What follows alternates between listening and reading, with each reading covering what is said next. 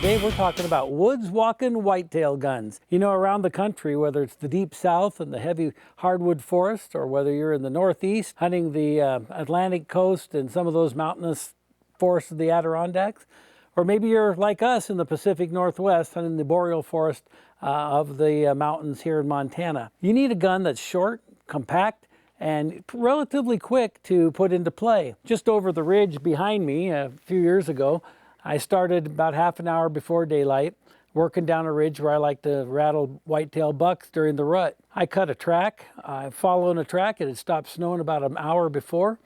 I'm following a large whitetail buck track down the ridge. I find wolf tracks come in from the right side, wolf tracks come in from the left side.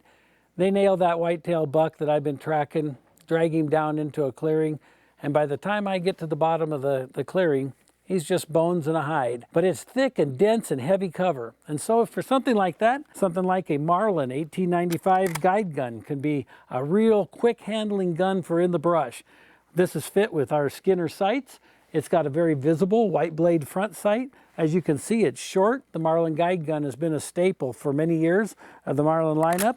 And in 4570, it's a brush buster. Keeping with that theme, maybe you like a pistol caliber. This is the 44 mag version. It's a Marlin 1894. This is my wife's rifle. She likes it because it's quick and handy in that heavy brush. You jump a whitetail, you might be getting a shot at 15, 20, maybe 30 yards top. And that 44 Magnum has enough power to do the job. Again, a nice aperture peep sight is quicker than any other sighting system for an iron sight. We have a fiber optic out front, and it's deadly on the go. Another gun that we really like is the Skinner Bush Pilot. This again is 4570. Now this gun I can reach out to maybe even 150, 200 yards. It's a very accurate rifle. I got a muzzle brake on here because Sheila shoots this as well. With the full house 4570 loads, it can be a little brutal, but she handles it just fine. This is quick, handy, like the other one. Again, a good ghost ring peep sight in the rear, a bright sight out front. For the last few months, we've been working with a group called Big Woods Bucks. They're over in New Hampshire, Vermont, and Maine, and that heavy North Woods country over there. And they asked us to do a signature sight for them for the Remington semi-autos and the pumps. Those are very popular out there. This particular gun is a Remington 740 30-06. There's a lot of these out there. It's a semi-automatic, so when you get that shot in the brush, you finally see the animal, it's all ready and time to go.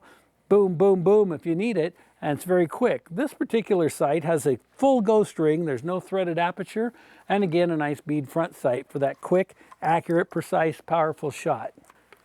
This is a little more modern version of the brush gun. This happens to be a Ruger American in 450 Bushmaster. This is as close to a bolt action 4570 as you can get. We've topped this gun with our Skinner 1:6 by 24 low power variable optic. It's got a lit dot center in the reticle. And at 1 power, it is a true 1 power for like a wide open, it's just like looking with your naked eye. It doesn't seem like a scope. Very fast, very powerful, and very quick in the brush. If you get out into a little bit more of a clearing, you can crank this up, give you 6 power so that you can really zoom in for a longer shot, more precise shot.